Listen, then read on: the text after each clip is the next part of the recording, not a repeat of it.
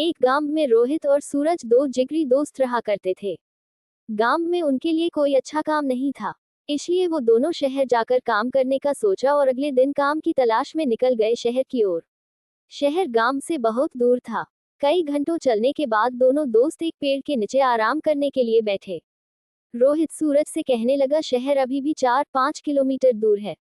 लेकिन सूरज ने कहा, नहीं, शहर मात्र 2-3 किलोमीटर दूर है। इसी बात पे दोनों में बहस होने लगी। अचानक सूरज ने रोहित को जोर से एक चाटा मार दिया।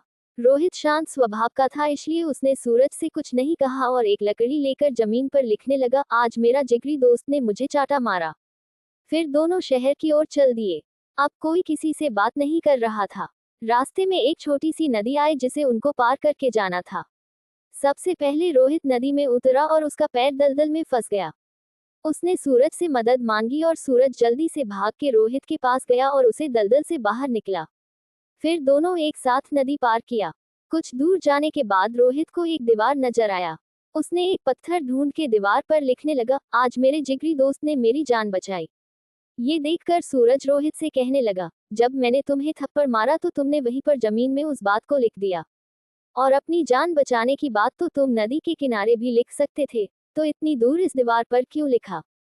तब रोहित ने जवाब दिया कि किसी की बुरी बातें या बुरा करा कुछ भी अपने मन में जमा करके नहीं रखना चाहिए।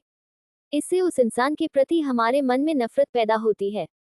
इसीलिए जब तुमने मुझे थप्पड़ मारा तो मैंने उसे जमीन पर लिख दिया, क्योंकि कुछ देर बाद हवा चलेगी और वो लिखावट मिट जाएगी।